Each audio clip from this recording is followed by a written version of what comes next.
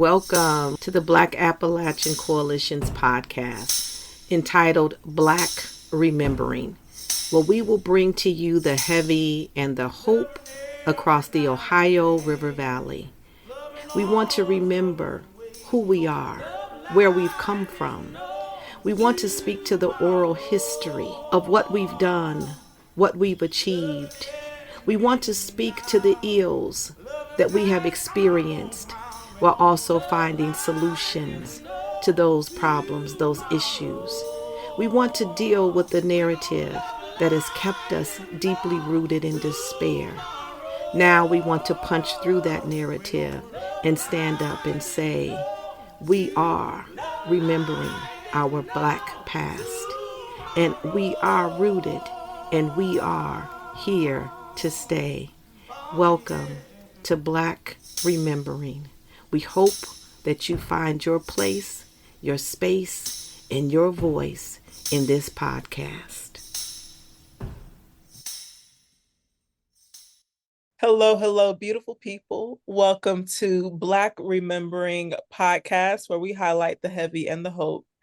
This episode of our Black Remembering podcast welcomes a very special guest, Tiffany Bellfield El-Amin. Here's what you need to know about Tiffany. And this is only the tip of the iceberg because she contains multitudes. According to her profile on the National Family Farm Coalition, Tiffany was raised in rural Madison County, Kentucky. She grew up tobacco farming with her grandparents, lived a homestead life, and began community organizing in 2013 around education and food access. She is also a doula, which we'll get into today, and her focus has always been family and children. She received her Associates in Sciences in 2015 and began working with Community Farm Alliance in 2017.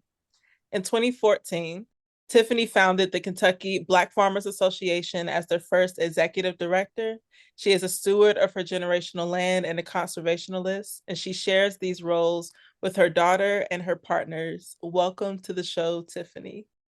Hey, peace. Thank you for joining us. All right, so let's get into it. I like to do a little soul scan check-in thing to get started. So we're currently recording at the end of one holiday season and like almost at the beginning of another holiday season. We're in the holidays. So what is your favorite food to eat or to cook during the holiday season? I love greens. It don't matter what kind of greens. I prefer a mix. Give me mustard, turnip, collard, and the kale. That's my all-time favorite. I love doing desserts. I like making butterscotch pies and things of that nature. So I think that's really the jam. Don't put me on the turkey though. Don't put me on the meat. So I'm like an 87-year-old on the inside, and I always have butterscotch candy. I quite literally gave out Werther's during Halloween, but I didn't realize how good butterscotch pies were until I tasted someone's butterscotch pie in Kentucky. And you got to make it the right way. Don't be giving me no butterscotch pudding. It should not be cold. Like, what are you doing? Like, I use the double boiler, brown sugar. You know what I'm saying? Get my scorched milk. Take them eggs. Take the egg white out. Make my own. Get the cream of tartar. Make them. Yeah, it has to be from scratch, and I can taste when it's not. Don't put no Cool Whip on my butterscotch pie. This one was from scratch. One of our first few podcast guests, Melinda Weathers, in Danville, Kentucky, makes all these different pies, and this is her family recipe. And it was out. We were supposed to be having a conversation, and I'm over here just eating the pie. Like, what question? Went out the door. I will say that my favorite foods to eat: cornbread dressing, homemade. Nothing that comes out of a box. I need the corn has to be homemade too, like made a day and a half in advance so it gets dried out. With the celery. Oh my With God. the celery. And that is tied with my grandma's recipe for sweet potato pie specifically. I am very biased. I have not tasted any other pie like it. Similar to you with the butterscotch pie, please do not bring me a store-bought sweet potato pie. Sweet potatoes is my next thing. I was going back and forth between greens and sweet potatoes, but I think I like greens better. But listen, I need some candy sweet potatoes on the table. Now I'm hungry. I'm probably gonna eat after this. But Do you grow any of your holiday foods? No, I'll keep it a buck. I don't. This holiday we got our butternut squash and our sweet potatoes from Miss Miller in Lincoln County, Black Farmer, one of our members, and then we got our greens and some more sweet potatoes from our farmer Tatum Lewis in Clark County, and yeah, all the vegetables we had though did come from the farm though. It's not Yes. I love that there's still a Black farm local connection. I love that. The Black Appalachian Coalition is honored to have you as our guest today. You were a speaker for one of our petrochemical lunch and learns. I think it might have been the second to last one, and you were such a force during that whole event. And I knew I had to reach out to you. I started tippity typing that email before the event even ended. I was like, no, I need to talk to her. So thank you for agreeing to join us for today's podcast. No, this is dope. Anything Appalachia, I'm down for. So, like, I'm excited to be here. That is so refreshing to hear because I went to college at Berea and discovered Appalachia at Berea, and so many people who technically would fall under Appalachia like rejected the term so forcefully. And on the one hand, I understand why. One of my friends is from Cleveland, and she was like, that term does not apply to me. And on the other hand, like it's not a monolith similar to Black people. Like it looks different. So yeah, I'm happy to hear that from you. All right, before we get into the details of your story, I would like for all of our listeners to be on the same page. Could you tell us your definition of what a doula is? Yes. So, a doula in my world is a support practitioner for mind, body, soul, a Mm. part of a holistic team that complements the medicine parts of women's health and birth, postpartum, all things that comes with having a baby. Wow. As simple as I can make it, I'm rapping. And then what does that mean? Like, This is going to be my follow-up. But I'm hearing that it's more holistic than like, I think a lot of people pigeonhole doula into the birthing process, but I'm hearing it's more like of a holistic health approach. for sure, for sure. So when I think of holistic, I think people think about holistic, they think about like witchy herbs, like yoga and breath work, holistic, right? When I think of holistic, that's part of it, but holistic is 360, the whole care. And so we do a lot of different things, and each doula has their own mantra when it comes to taking care of a woman. But for me, it's the trying to conceive. It is support of puberty, so you don't end up with fertility issues as you become an adult. It is helping the mom in the initial stage of being pregnant, which is completely different than preparing for birth. Then you have preparing for birth, and then you have getting your birth plan together, being completely, you know, planned out for plan A, plan B, plan C. Because the doula is the one that's with them all the time. You go to the doctor, you may see a different midwife every day. You go to the birthing center, you're not going to see your doctor's nurses. You're going to see the labor and delivery nurses. These people have never seen you a day in your life. So the doula gets to, have that mom and her family prepared for all those steps because it can get scary. And then you have postpartum. For me, I got mama's Lord. We in 3 years of postpartum, but what does that look like? Some doulas have a cutoff. I don't. I like a grandmother style doula. But in all of that, each person is different. So some may not want the herbs. Okay, well, let's talk about what medications your doctor's going to put you on, what you should be prepared for, what you should be asking about. I have moms who trying to conceive, they want to do herbs, but I say go to the doctor and check your hormones if you have a doctor.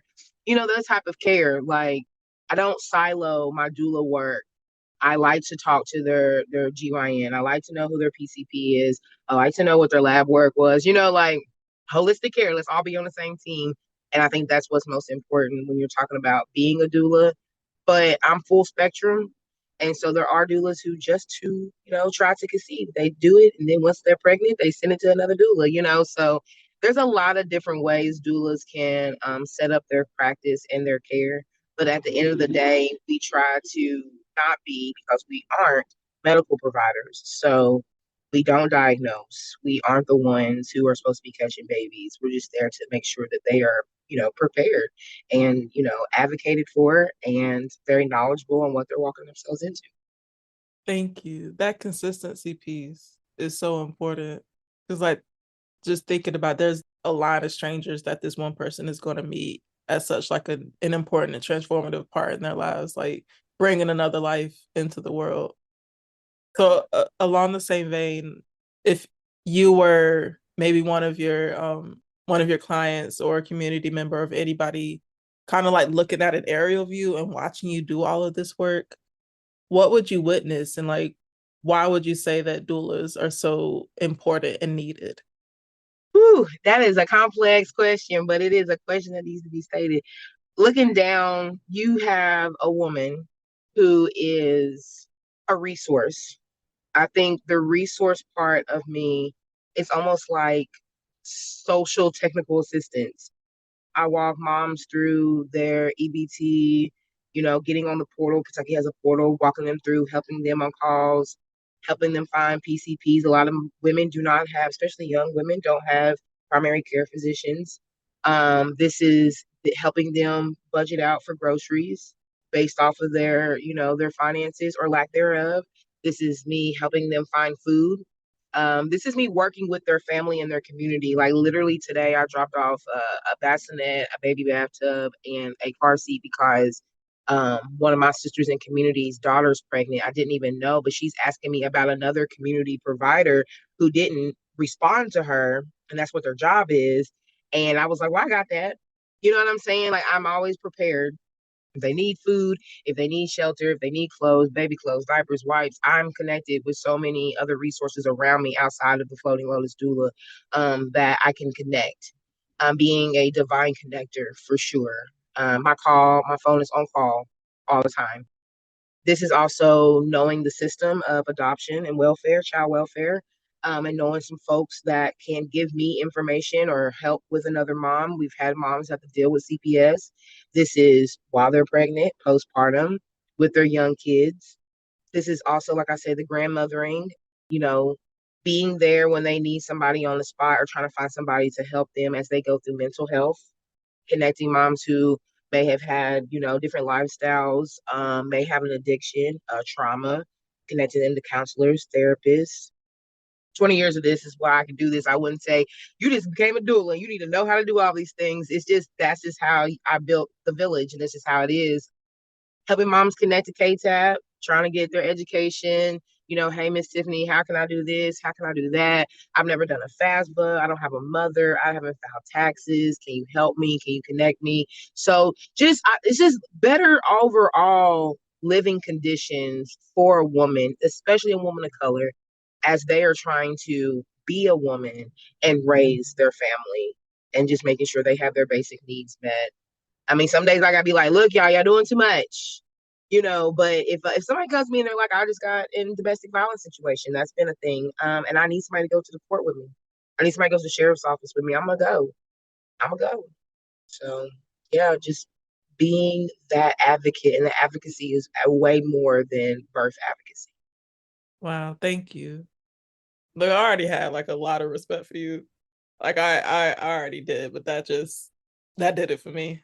I'm thinking of my mama and all the stories she has shared of how much it was a struggle to be everything for my siblings and I. And my grandma was that person who could step in, but not all the time.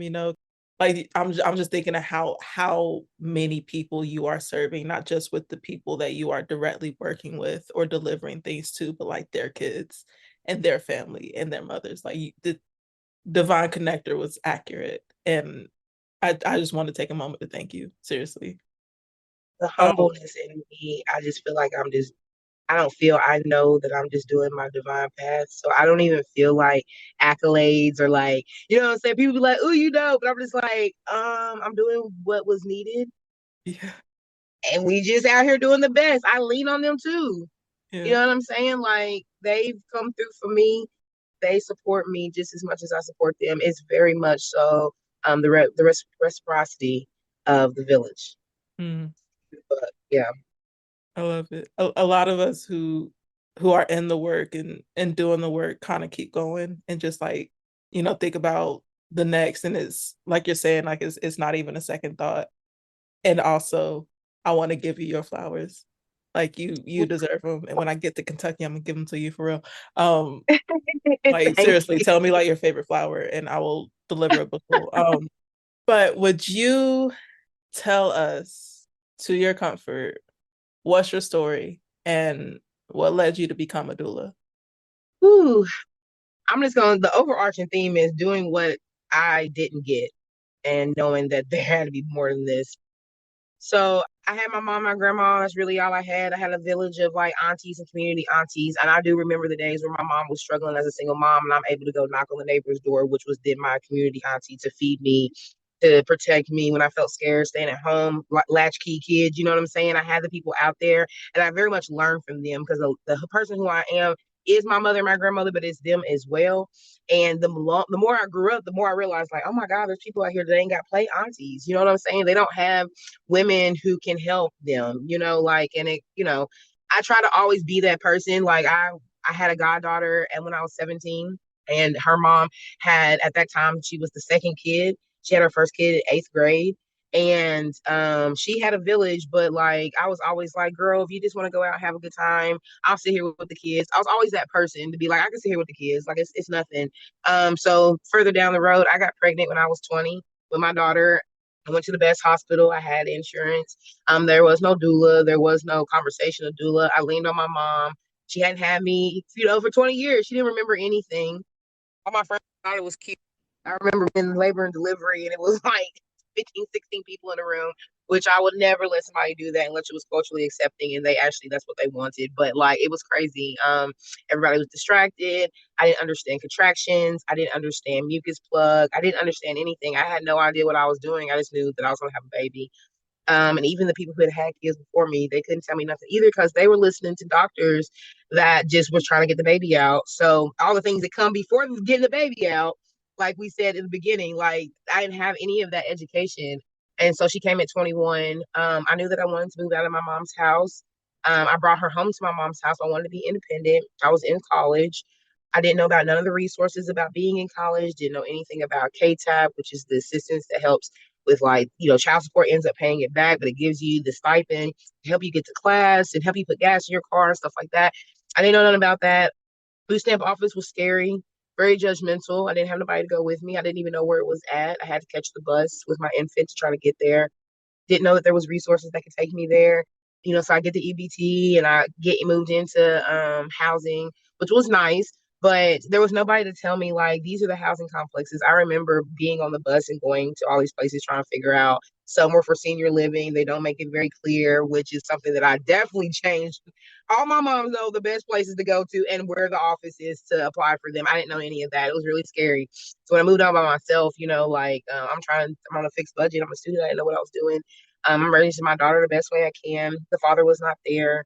And I did good, but living in HUD housing, everybody's pregnant, just had a baby, something. I mean, that's the qualifications to get you there most time. And it came to the being of me creating a village where I was at. My mom was doing her own thing. And I feel like the independence that I had kind of pulled me and my mom apart a little bit. She wanted to like give my daughter the things I didn't have, which we got granny issues. I'll be having conversations with the village grandmas like, listen, like you're not making it easier for the mom. And we will sit together and have these conversations together because of what I went through with my mom. I was just like, listen, I can't do the things you do.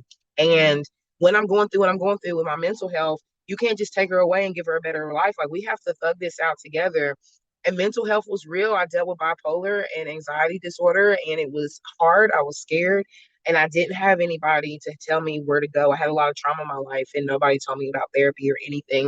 I had to figure that out on my own as well. So I finished college, push through, persevere, is what my daughter tells me all the time.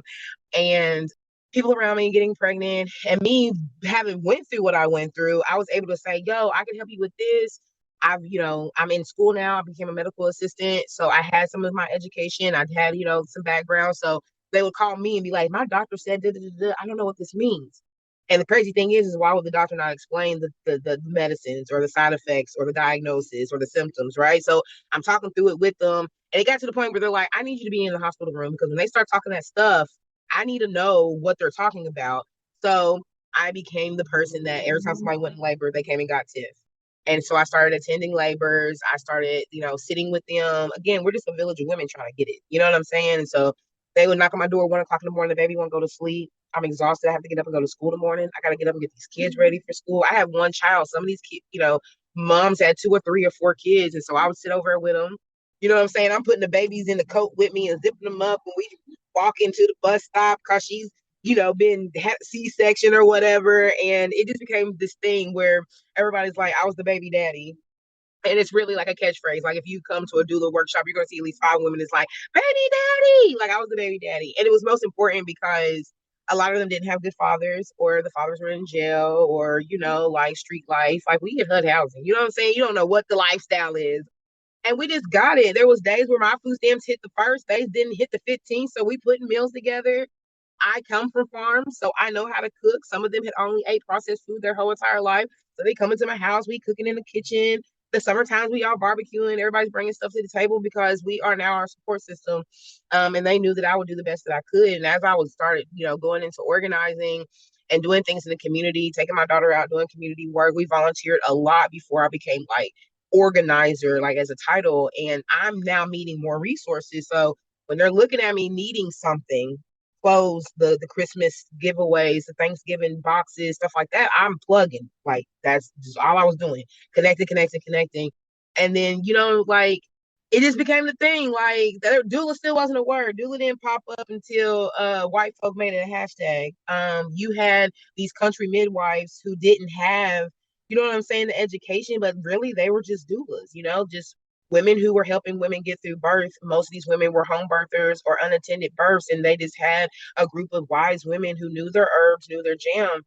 And so as I went through this cleansing of, you know, taking, processed food out of me and my daughter's kitchen and doing all these things, I got my master herbal remedy certification that instilled like, girl, you don't have to do that. You could do this. You know what I'm saying? And that added another notch. Like women, older women, perimenopause, postmenopause, they hit me up like, girl, what's the herbs? Tell me, fix me a tea, fix me a steam. They told me I read somewhere we need a steam after we have our babies. Hook me up. And that became a thing as well. And so you just kind of, I went through all the trudges. Then I had my own domestic violence. I was with a guy, he ain't a man. He broke my tib fib. I was off work, almost lost my land. This is after my grandparents died and I moved back to the country. And I didn't have resources for that as well. And I had to find trauma-based services. I had to find, how to do all the things in the court ways. But me going through that now when I have, folks that come to me, because I tell my story loudly, I'm able to help walk women through the domestic violence process, especially with their kids, getting protected custody, doing all those things, walking with them in the sheriff's office to get that together because I had to do it myself. And like just me going through it, knowing that I did a lot of this stuff by myself with a lot of judgment, I do make sure that I advocate without judgment, and I let them know that this isn't something that I studied, this ain't something that I read online. This is how this is my life, and I'm giving you my lived experience, and I'm telling you that I got you. And so, yeah, it just was that way. And then COVID hit. Then they wanted to do certifications. Doula was the big word. People are calling me a doula, and I'm looking it up, and I was like, oh my God, this is really a thing. And it was a white world, and hospitals had their time with doula words and things of that nature. And I just basically cultivated myself in being a doula of color, helping women of color. And that kind of like stuck it in, like, the stake in there. Like, this is what I am. And that's what I've been rolling with. I mean, I'm trying to answer your question without digging too much deeper, but I mean, like, that rolled into building the village, establishing the Floating Lotus Doula initiative out of my Blue Estates LLC. That came with me doing trainings and certifications, establishing my own training and certification, and building the village where it's tangible enough that folks know to call me or send me things because they know they're going to get to moms and their families. So that's where we at. Yeah. Thank you for sharing that part of you. And also, my mind is going like 1,000 different places. I'm like, ooh, I want to learn about that like non-processed food and the cleanse process, like to get all of that out of Oh, your kitchen. And ooh, I want to learn about the herbal things. yeah, I mean, just simply put, my daughter, they tried to diagnose her with ADHD, and they wanted to give her one of those plans from the school. And at this time, I'm really tapping into conspiracy theories, like, why do we have this high mortality rate? Why do all our kids have these labels on us? And I understood that the school system gets money by how many people they have in their system, especially if they're a minority, if they have these like issues, right? So I was like, well, maybe we don't put her on medicine. Then they just said there was a good medicine that could help her, but they wanted her to try two other medicines before they gave her the good medicine. And I was like, oh, so we still test dummies. We still Tuskegee experiments. Okay, cool, bet. No. So then I researched it, and it basically was like, the red dye, the blue dye, the high fructose corn syrup. And of course, but at that time, I wasn't mindful of it. But I literally went in my closet, my cabinet, my pantry, and my refrigerator. I was like, oh my God, everything they give them at school, what we think is cool is like Pop Tarts gone, High C fruit punch gone, Capri Sun's gone, beefaroni gone. You know what I'm saying? Like, and I completely took everything out and made sure that she didn't have it. And she didn't deal with the problems that she did. Ultimately, I ended up homeschooling my child. Like I did 7th through high school with my daughter, homeschool. Hmm. It's interesting that you said the test dummy and Tuskegee Airmen part, because as you were speaking, I was thinking about the medical distrust like between the Black community and the medical field, with reason, with historical context. Like there's this now I'm gonna forget her name, but there's this poetry collection called Mend by Koya something. I'm gonna link it in the chat, in the notes. But the whole collection is written from the perspective of Black enslaved women who were being experimented on by the quote unquote father of gynecology. And Yes. like how women are still sterilized without their consent.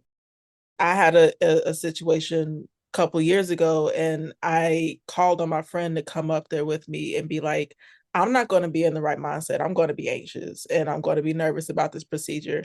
Can you read through the fine print on this paperwork to make sure I'm not like, accidentally giving them consent to like do something weird to my body?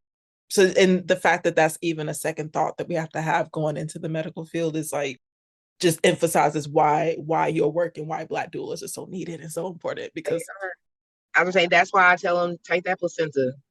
Don't let them keep your placenta. You don't want to. I process them, right? That's part of my doula work.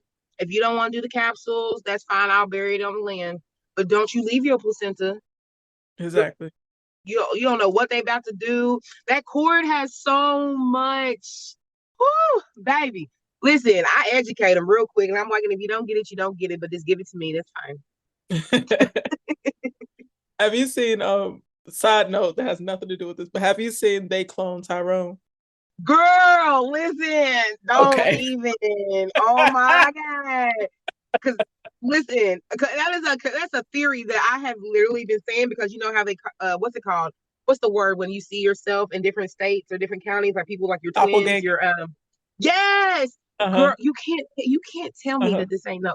Listen, I don't want the viewers to think that I'm crazy because I'm really No, not. But like, you're not. you have got to understand that they have things documented with stem cell research, and so much of that can come through your umbilical cord. Like, stop playing with me. And then the black market, girl, no, there's a lab underneath the land. No, I'm just playing. I'm joking, but Yeah, it is crazy. I'm thinking about the body of the young boy who was found in a gymnasium in was that Georgia? Was Move.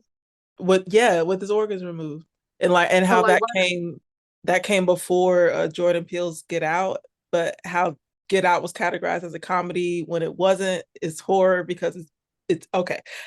We That's a separate episode. because I'm already knowing how much people will pay for a black uterus, and I'm already knowing how much they're gonna pay for a black heart, especially a black man's heart. Like, don't play with me. I've seen the black market. Don't play with me. And then like our people just randomly just being like and the whole thing with the kidnapping and the sex trafficking, girl, just disappearing. Don't get me started. That's why I said I won't let you go in there by yourself. Like, I'm in the C-section room with you. I do all of that. Educate me. I'm a student midwife. Let's talk about it. You ain't about to just start cutting up on her and not explain some stuff because she is asleep. She's Mm-hmm. not going to remember. Y'all in this OR room are not going to come to her room. Y'all not going to have her wake up and how about she had a hysterectomy and I didn't understand what happened. Or somebody, I even educate the dad. Like, listen, you ask questions. It's your right. Mm-hmm. It's her right. You know what I'm saying? Like, Ooh, girl, don't get me started. That's a soapbox right there, baby. Mm-mm. hey, I'm here for it. I'm Here for it. We probably gonna have to do a part two because now the gears are turning. here for it. But while I got you, would you tell Adoption, us? abortion. Listen, okay, sorry, okay. No, no, no. Go ahead. So I was just saying, and how they do it with adoption and displacing our children because of simple things. But you be having somebody out here is methed out, and you keep giving the kids back to the family, but you got a problem with us. But where's our kids going? And the trauma that comes with that. But then you talk about abortion and taking people's eggs and stuff like that. Like it's a lie. I'm pro-abortion. Just want to say that out loud. I know I'm in Kentucky, so I'm gonna watch my tongue. But your body, your right. We can go to Yeah. the next question. Amen. Thank you. Would you tell us more about the Floating Lotus and your business? Yes. So, but the Floating Lotus is really an initiative. So the Ballou Estates, Ballou, Ballew, that is my grandmother's maiden name. We have been in the Madison County, Appalachian area since Kentucky was part of Virginia. My great grandfather was born a slave, sharecropped on the land and the land around it, bought the land out from the folks he sharecropped. And my grandmother was one of the first generation. My mom's the second. I'm the third. My daughter will be the fourth. On the land, we bring family and children and folks out just to be on the land. Like we just have a good time on the land. Women's retreats. It's been used as a respite for postpartum for women who felt like they needed somewhere to go to be safe. Women's circles, sister circles, all the things. I didn't want the Floating Lotus to be an additional business because Lord, I got five of them. But I use it as an initiative, like for focus on women's health. And so the Floating Lotus is more just the doula work, but the just is very large, as I've explained what I do as a doula.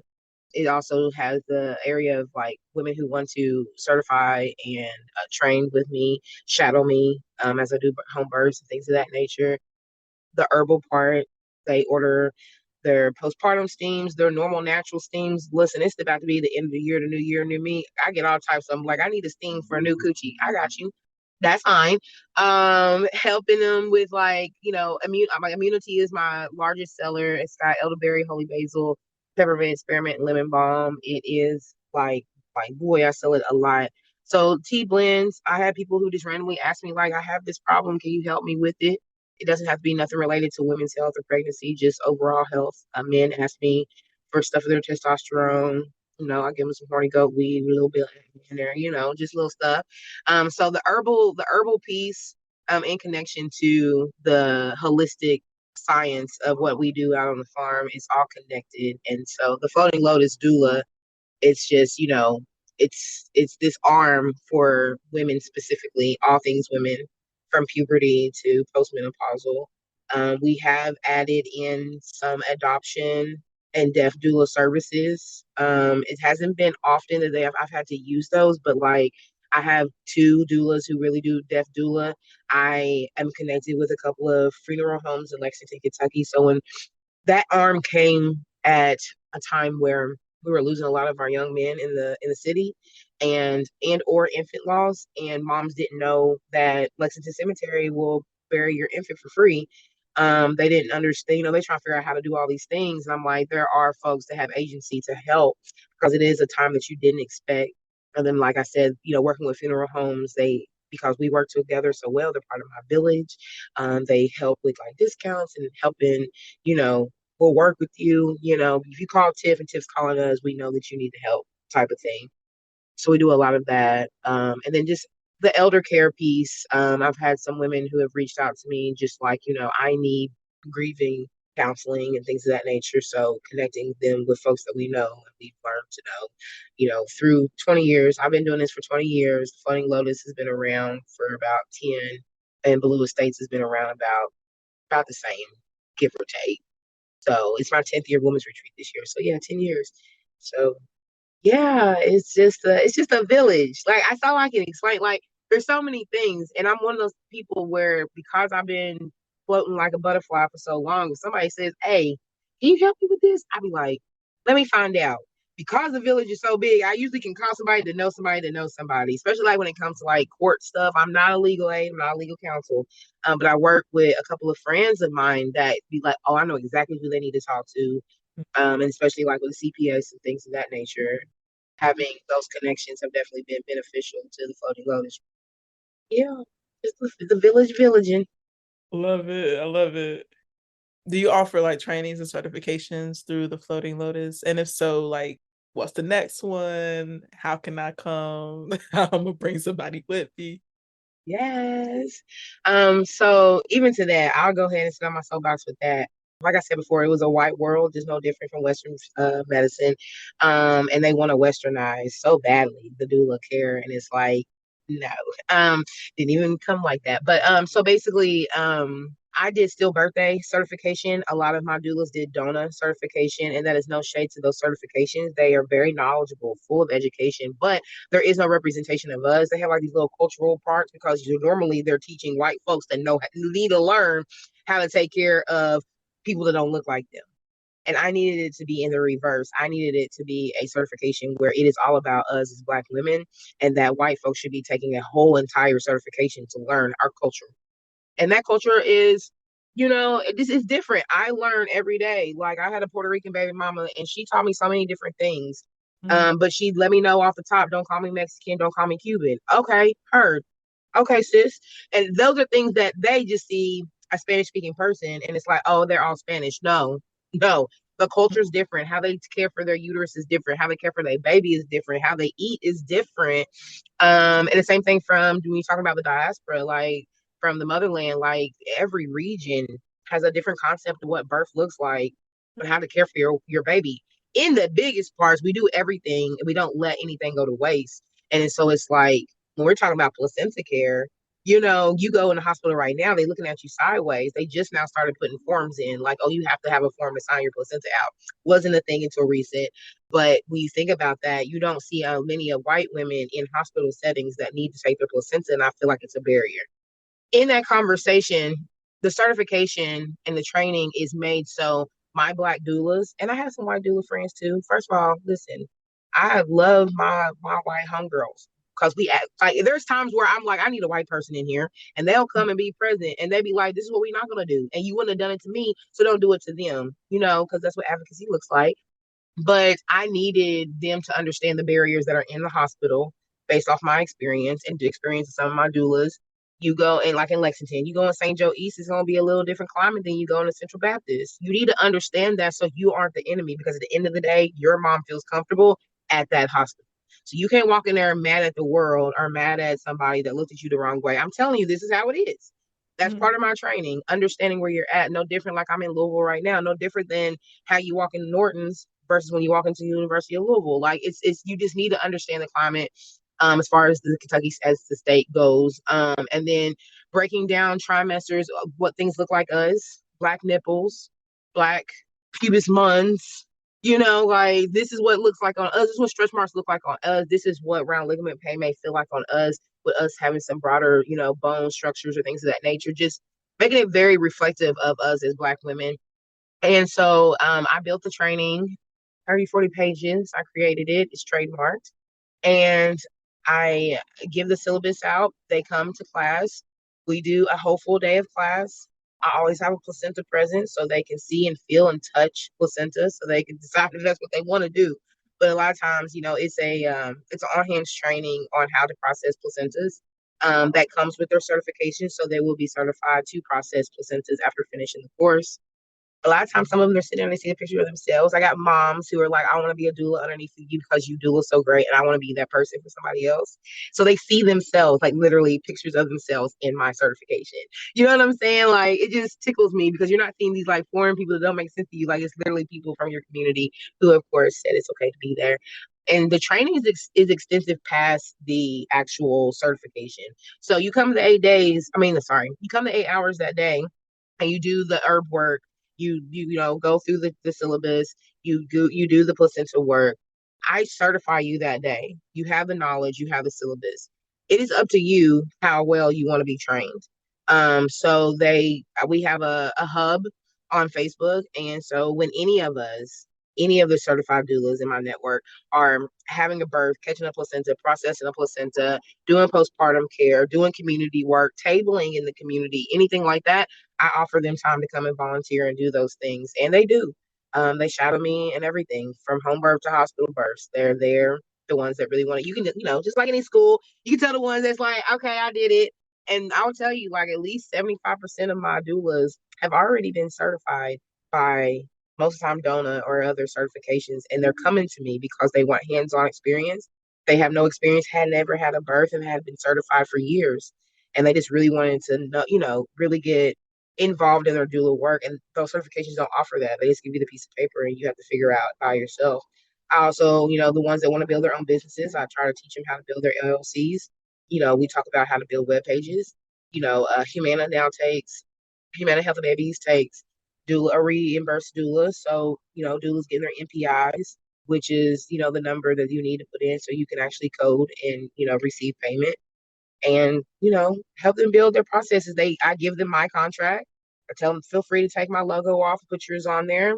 Now you have a contract, edit it as much as you want to, placenta contracts, all that. I give them everything, my birth plan template, everything. So if building a business is what they want to do, they have the tools to do it. And I'm there to support them afterwards. That's what comes with it. I love the common thread of the village, like in everything, Like it's not just this is mine and I'm taking it and I'm running with it. Like everybody eats, everybody gets a chance.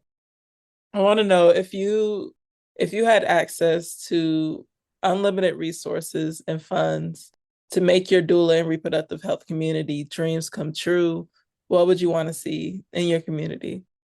Woo! I would love to have a center that I don't have to pay rent on. Because right now I drive from place to place, picking up, like, literally I have 6 car seats sitting on my porch and I'm putting them in a car and taking them to individual people. I like to have a space where people can come to me, though the reason why I do go to people is the village, because a lot of people do not have access to just drive and pick up resources, which is why they usually don't get the giveaways and stuff like that.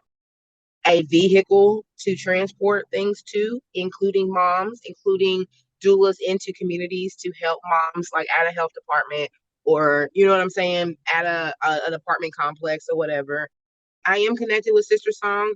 They are rooted in Louisville and they do come into our side of the region sometimes, but like they're Louisville heavy focus. Then no shade to that. Louisville is very more populated in a condensed area and it's much easier to access them there. But having something similar in the Central East region, I would like to have a food hub inside of that space where we're cooking and feeding people. I would like my training certifications to be paid for so people do not have to pay for them, or like a scholarship fund opportunity. I think that would be wonderful.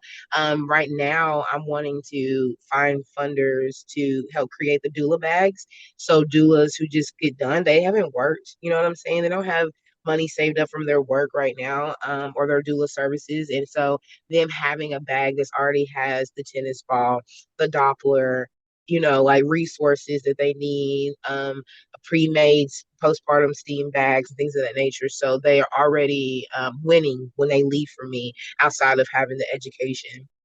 Those would be the biggest wins. Future though, we are fighting for birth centers here. Still wanting to be connected to hospitals. I'm a home birther by, like I'm going to be a midwife to be a home birther, not work for a clinic. And so building up the infrastructure of what would be a holistic home birthing space, possibly on my land, since I've already birthed on my land anyways, like just a safe space for moms to labor down. And if they go into labor, they go. But if not, like just this space, and it could be included in where the hub and the resources are, like, right? Like, upstairs we got, you know, postpartum spaces and labor down rooms, and then downstairs is a kitchen with food and food places for food box deliveries to come to, because we do have food box delivery system right now, and we put it on the truck or we put it on my trailer and we just get it going. And then having this, just a gathering space to have our sister circles and stuff, inside the city, because not everybody can get to be in the country. So I think that would be it, place to have my training. Everything is in the same space. So I think it's gonna come. Listen, I'm manifester, okay? It's gonna come. Hey, speak that into existence. And it's not just like You didn't have a general thing. You got plans, specifics. When you manifest, it got to be specific. You already got that covered. Very. You, I'm gonna get on your nerves in the best way possible. That's When I come to Kentucky, I'm trying to come to all the trainings and like really understand because divine connector, and also hear you like you are serving as like a cultural liaison in so many different ways as well. Like I ask for your patience in advance because you're gonna see me a lot. it's fine. And I forgot to even I saw you had that honest plug in there. The next training is March 29th at Mhm. Dr. Elamine's Black Family Conference that is going to be held on UK campus. That's Okay. that beautiful link that I sent you the other day. Registration isn't open. We just are giving information about it, but it will be. And I will be having a sub session in the conference where we'll be doing our full spectrum certification and training. Lexington, yes, That'll be at the Gatton Student Center at UK. yes, Got you. yep. Before we go, I like to end each conversation with an ask from our guest. So, would you please leave our audience with a little nugget of wisdom, any advice or affirmations that you'd like to share or welcome? My favorite affirmation is it's okay, you'll be okay, and it's okay to not be okay. So, and also trust your intuition because it never lies. The moment you do not trust your intuition, that's when shit goes to pieces. But be safe. You know what I'm saying? But be safe in Yes. the not okay. Learn from it and not do it again. And that's why we do have the not okay moments. So, and if not, I got you. Thank you. Thank you so much. I'm grateful that we met, and I know in the pit of my spirit that this is the beginning. So how can our listeners stay connected with you, your website, social media handles, any of that you're comfortable with sharing? Yes. So the website is www.ballew, BALLEW estates, ESTATES.org. Women's Retreat is always full moon of June. This year is the second June, the second weekend in June. Y'all better check it out. I'll be updating the page at the beginning of the year, so it reflects that. But my save the dates are on my Facebook. My name is Tiffany Bellfield Elamine. Feel free to add me as my personal. It ain't like all the hats flow together. I'm who I am. I'm transparent. So hit me up, add me. Baloo Estates is also on Facebook. And the Floating Lotus Mama's Hub is on Facebook. And on Instagram, the Floating Lotus 19 with a 1 and a 9. And Baloo Estates LLC on Instagram as well. So yeah, just come holler at me. I'm always online, Lord. I can't help it. But yeah, don't be a stranger. I'm like this all the time. So like just be human. We will link all of your website handles, social media handles in our show notes. But thank you so much. And there's got to be a part two. So I'm a get at you. And I'm ready for it. Let's do it. All right, thank you. Take care. Peace and blessings, y'all.